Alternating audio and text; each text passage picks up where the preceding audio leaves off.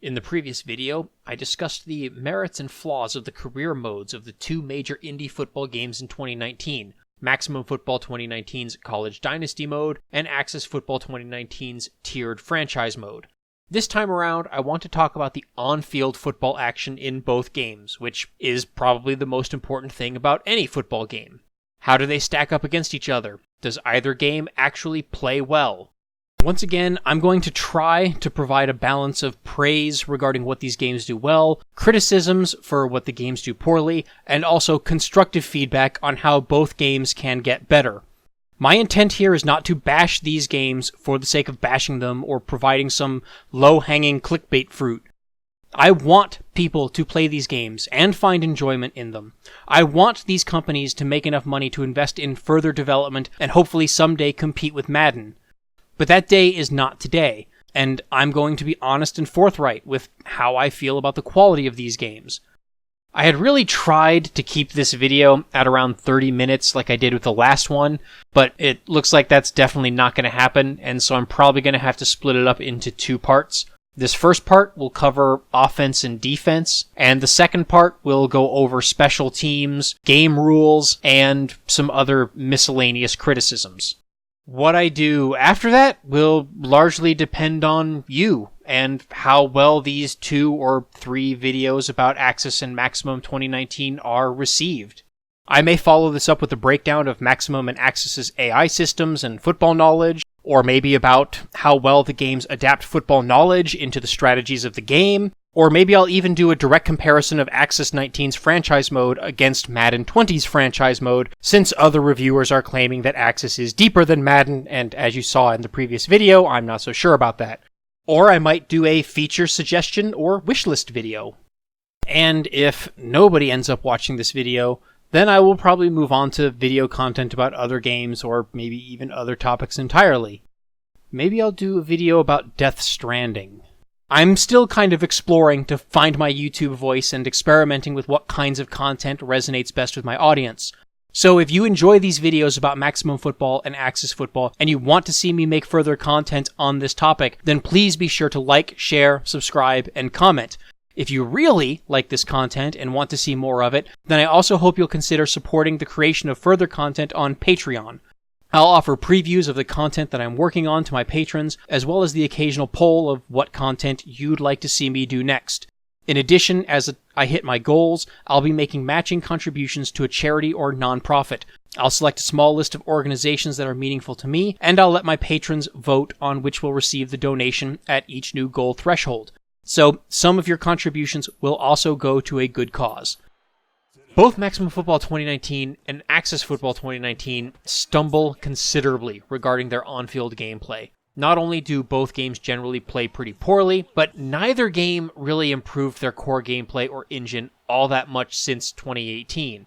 Once again, I would say that Maximum is probably the most improved in this category, as users are more likely to notice the improved player models, new QB scrambling and throwing animations, the addition of new formations and play concepts, and the addition of defensive play art, even though for some reason it still doesn't show all players' assignments. Seriously, who am I supposed to be covering on this play? Is the linebacker covering the running back number 32 and I'm supposed to be on number 89 in the slot? Or is it vice versa? Am I an extra defender who doesn't have an assignment and can pick up or double team whoever I want? Am I in some kind of zone? If so, why isn't it labeled a zone on the play art? I don't get it. With Axis Football 19, on the other hand, I struggled to find anything that plays differently than last year. There's a few new plays here and there, including the addition of clock management plays for spiking the ball and kneeling, even though there's no hurry-up mechanic yet, so you still have to call them from the play call screen in the huddle.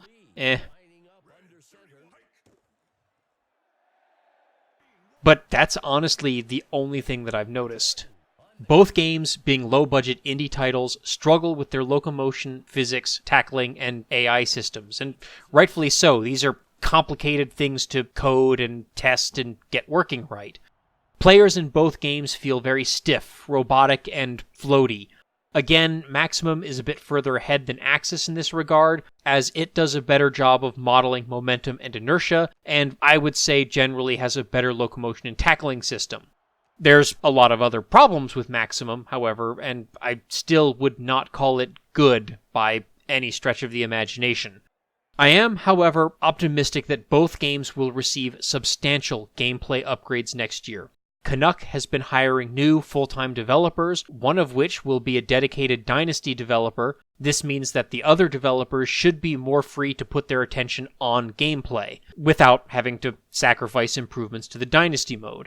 Axis has also tweeted that they intend to completely rebuild their physics and animation systems for 2020. That's a bold move. I'll be keeping my fingers crossed for much better football games in 2020.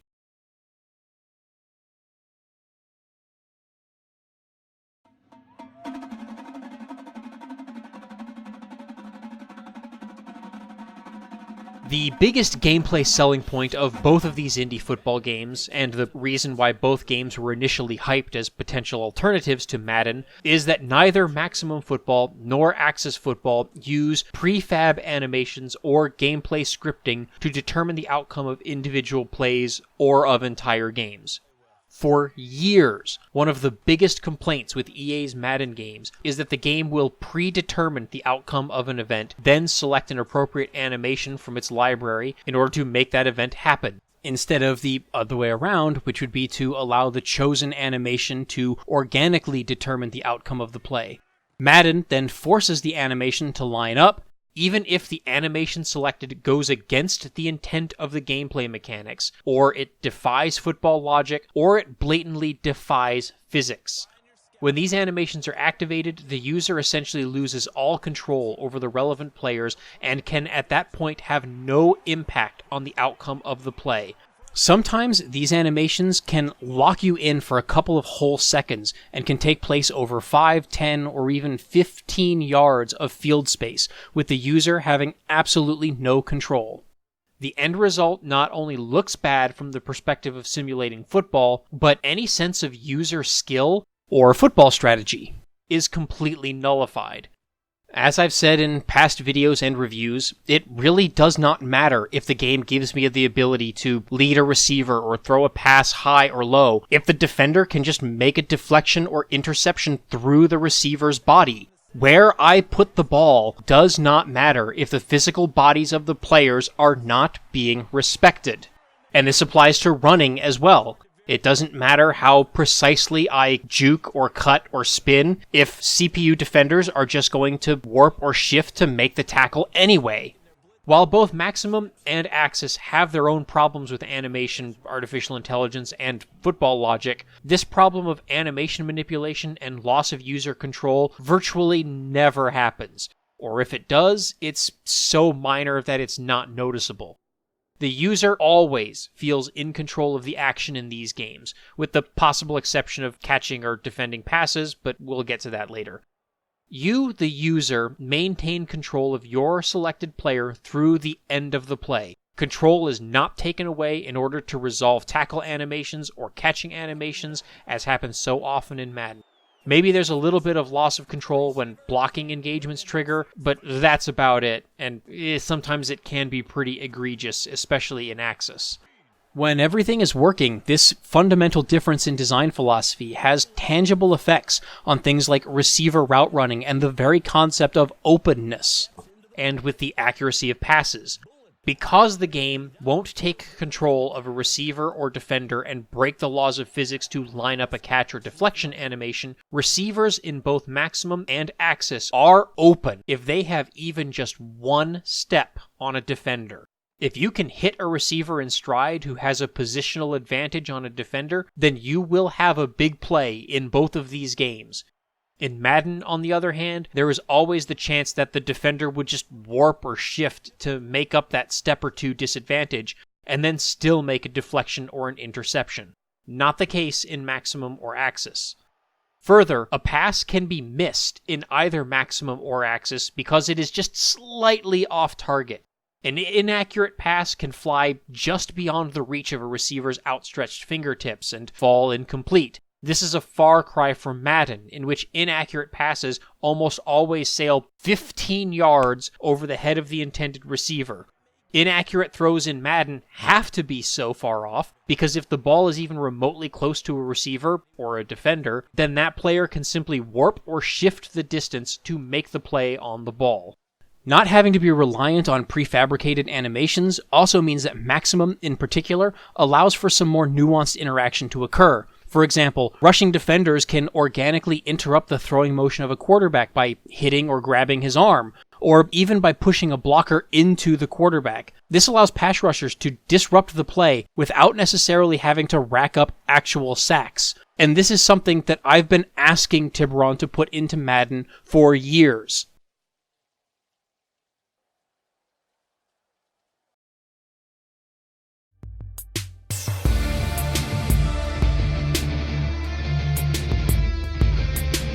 Now, don't get me wrong, I'm not saying that passing and catching in these games is not rough around the edges, because passing, catching, and pass defense are perhaps the weakest aspects of both of these games. Both Maximum Football and Axis Football severely lack convincing catching or pass defense animations.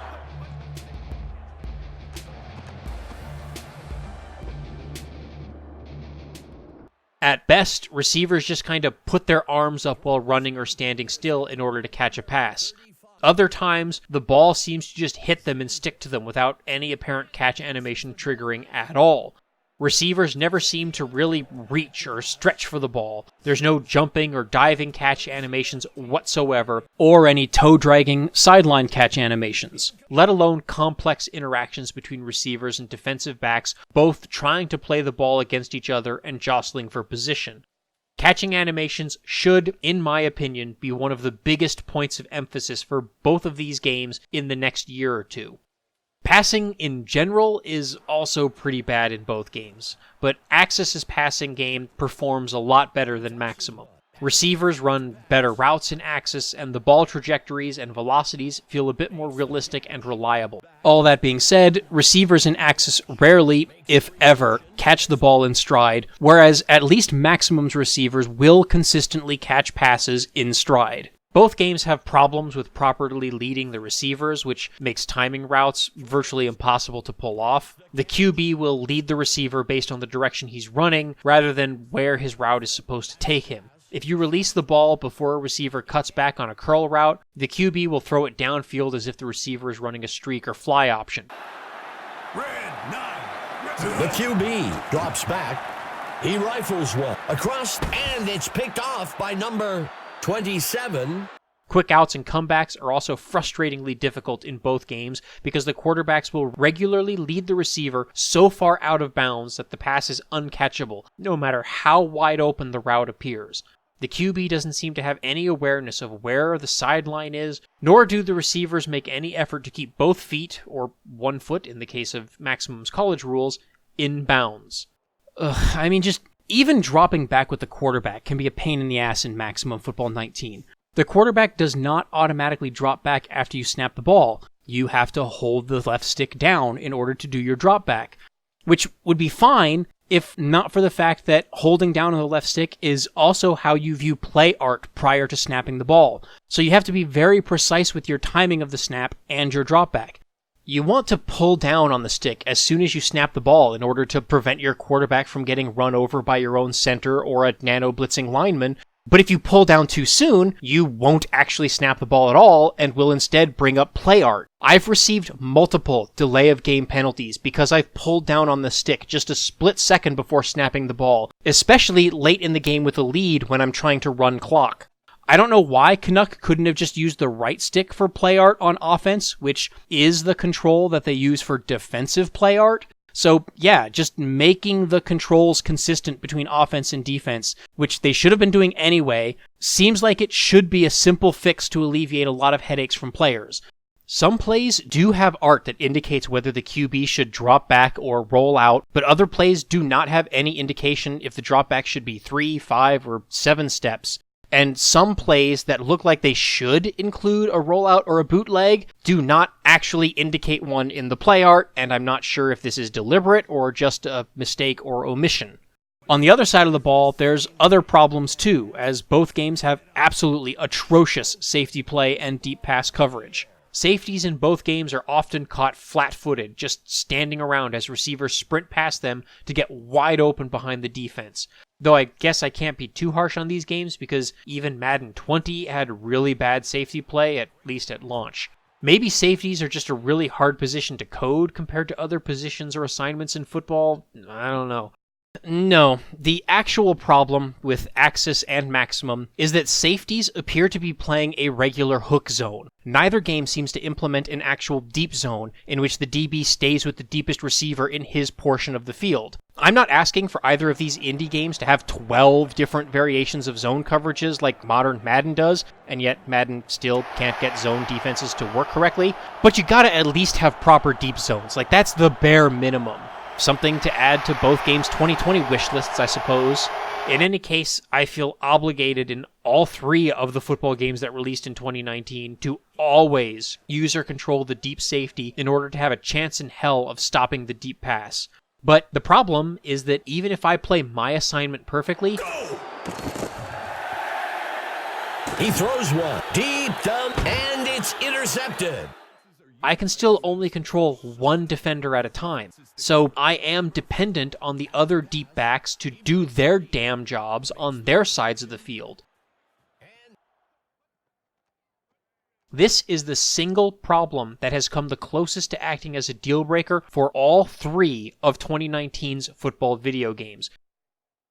That includes Madden, Maximum, and Axis. Maximum did receive a patch within a few weeks of its release that improved pass coverage, as well as added a set of gameplay sliders for adjusting how it plays, but the result is still not great. When the game first launched, streaks, corner, and post routes were basically unstoppable. The whiz fly and gopher plays were basically, as far as I'm concerned, exploits that I felt guilty pretty much every time I called them. And I basically felt like I had to call these exploitable plays since underneath routes are just a total crapshoot. Receivers often run the wrong routes or they get hung up and stuck on other players. There's also a delay after pressing the receiver button while the QB executes his throw animation that often gives the defense just enough time to sack me. This is especially true when the CPU runs the bullshit short yardage defense.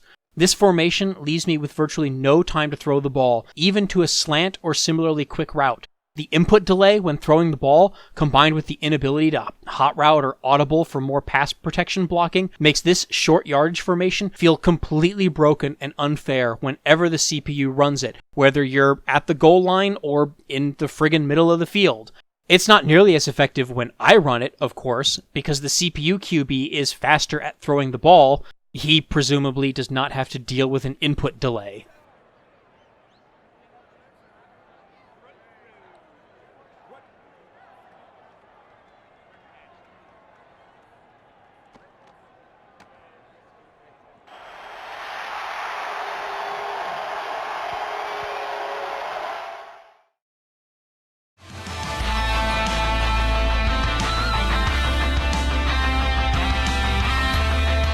The issues with the passing game makes me particularly dependent on running the football in both indie football games.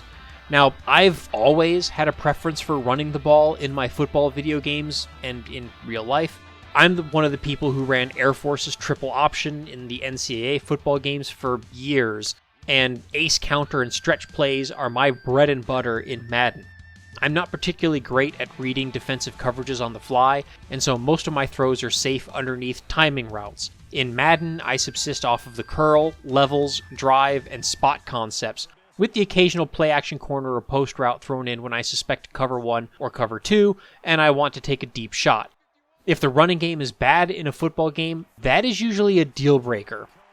Thankfully, the running game in both Maximum and Axis 2019 works better than the passing game on both sides of the ball, offense and defense.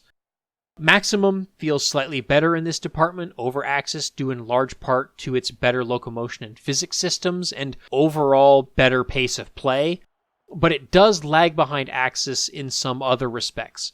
Running in Maximum is still pretty stiff and floaty, but it is just weighty enough to feel the slightest bit realistic. Axis's running is full-blown joystick arcade. players can cut on a dime and run circles with no loss in speed or momentum. However, Axis does make up for this somewhat by being the only one of the two games that actually supports pulling linemen. In fact, Maximum lacks a lot of football concepts. If you want to run counters, power runs, traps, power sweeps, draws, screens, or play action, then you're going to have to go with Axis football, because those concepts are not present in Maximum at all. Or at least, that was the case at launch. Canucks post-release updates have added a handful of plays here and there that include pulling linemen, screen passes, and play-action passes. You just have to dig through the playbooks to find them. In both games, runners have a tendency to crumple to the ground at the slightest graze from a defensive player, and neither game seems to do a very good job of modeling forward progress.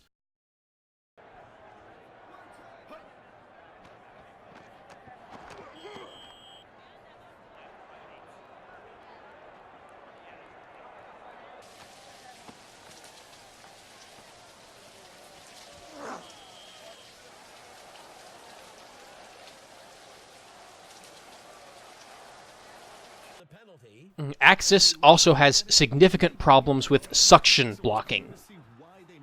This used to be a major point of consternation among Madden players, and it still is to a degree. A defender coming anywhere close to a blocker will suddenly get locked in a block. Maximum's control layout says that there are block breaking moves assigned to the right stick, but I've never really noticed them working.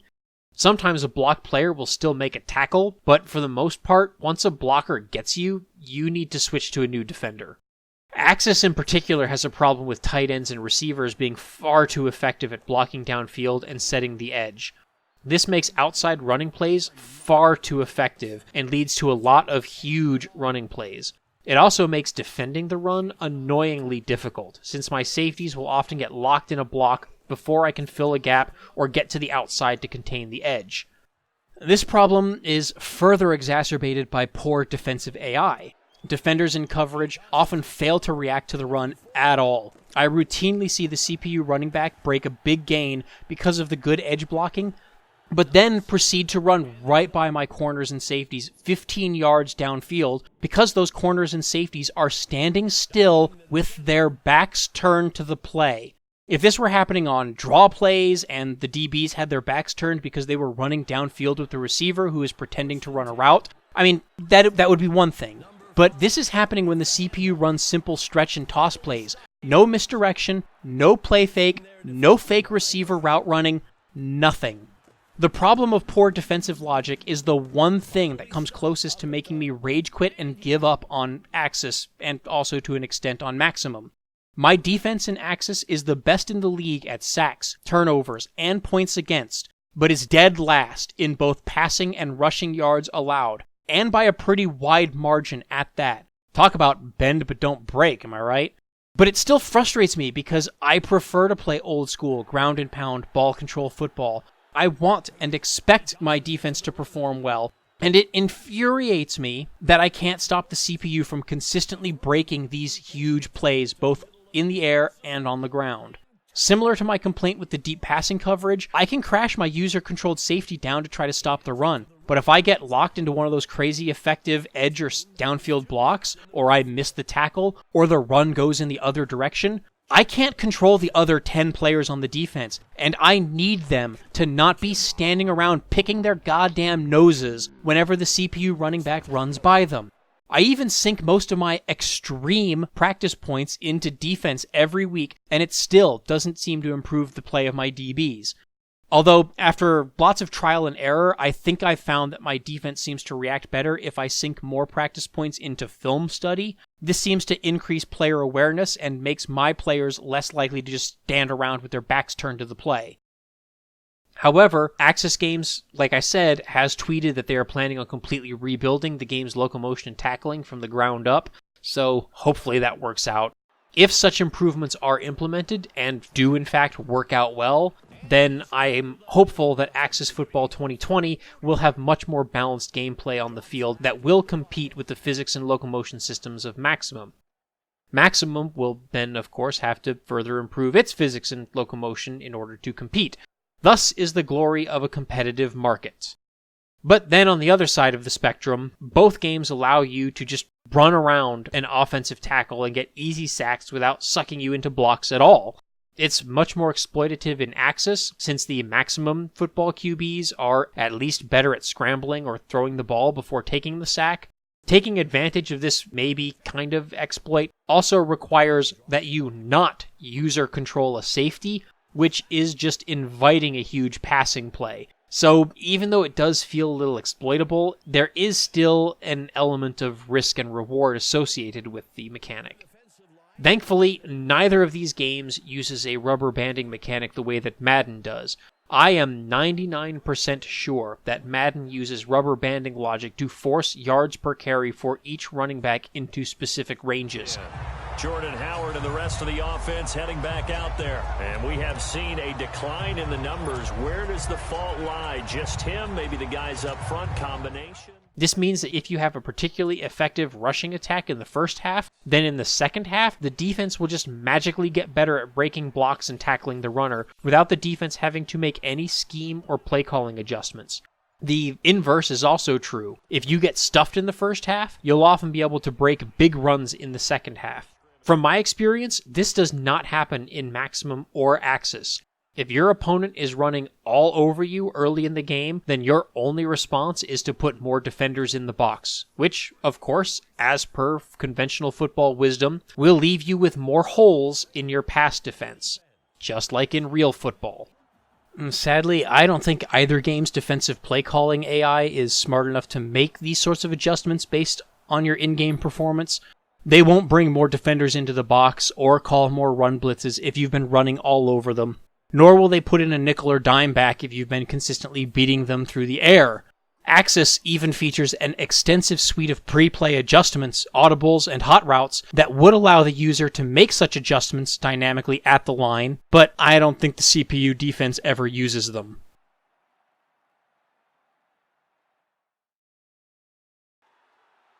And unfortunately, that's where I'm going to have to leave things for now. As I said earlier, I'm going to have to split this up into 2 parts. In the next couple of weeks, I'll be releasing a second part to this gameplay critique, which will cover special teams play, the implementation of game rules, the presence of exploits, bugs, and other miscellaneous topics. Be sure to subscribe and hit that little bell icon so that you'll be notified when that video gets published. And remember, the, Patreon thing, it's there too.